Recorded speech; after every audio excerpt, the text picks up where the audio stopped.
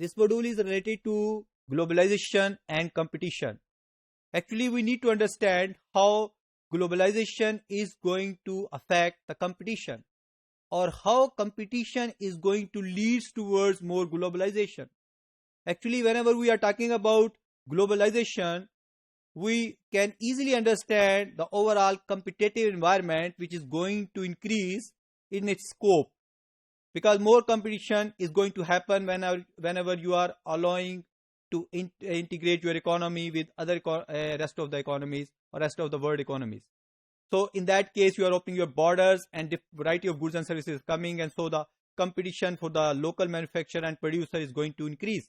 Or you are going to sell into the rest of the world, so you are going to face more competition. Actually, increased competition allows a systematic efficiency. Systematic efficiency can be referred in terms of increased total factor productivity. Or productivity is what? It is just like producing more output with the given inputs, or producing same output with a less quantity of inputs. So that total factor productivity is going to increase due to this systematic efficiency, and that increased factor productivity allows the countries to expand their production scale. Second important thing is the factor price equalization, because what is going on, factor productions are going to move. They are going to cross the borders of the country, and they are going to employ themselves where they can produce with the highest possible productivity. So that is going to reduce the demand and supply imbalances, and ultimately leading towards more factor price equalization situation. And third thing which is going to happen is the specialization, because increased competition actually allows different kind of countries to specialize in a particular product in which they have either abundant factor of production available, or they have more knowledge or skills or raw material or other sources. So this means that is allowing countries to specialize in their own production scheme. Actually, what is happening due to the globalization process, the transaction cost is going to lower down.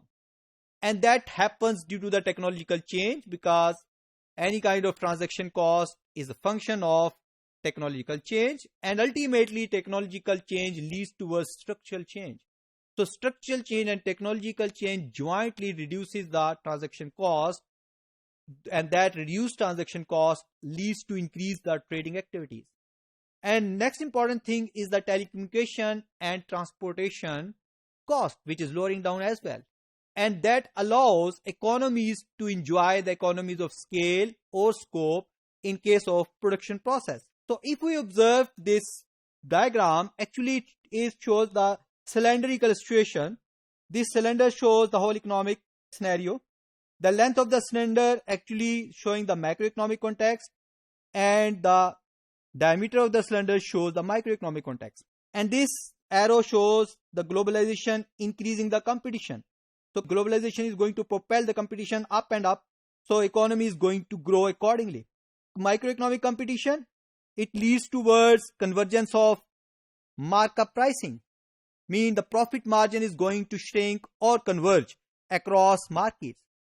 Excess wages being demanded due to the difference between demand and supply of the factor production, that is going to be reduced due to the globalization process, which allows competition to intensify. And the price of capital, it is due to the free flow of capital, the price of capital is going to converge as well. So these are the microeconomic contexts which are getting the benefit due to the globalization process. If we observe the macroeconomic context, interestingly, microeconomic is quite having the wide scenario, so it is quite difficult to comprehend effectively. Anyhow, in this case, if we observe the global financial capital and human capital is going to be attracted due to the globalization process and due to the increased competition. Institutional framework is going to be focused by the countries, because countries ensure the property rights and contract enforcement to make foreign direct investors comfortable to do or continue their investment in their own countries. Then financial markets and fiscal discipline is essentially required. So mature financial markets, either financial markets are becoming more mature or they have to be matured. and financial discipline has to be established.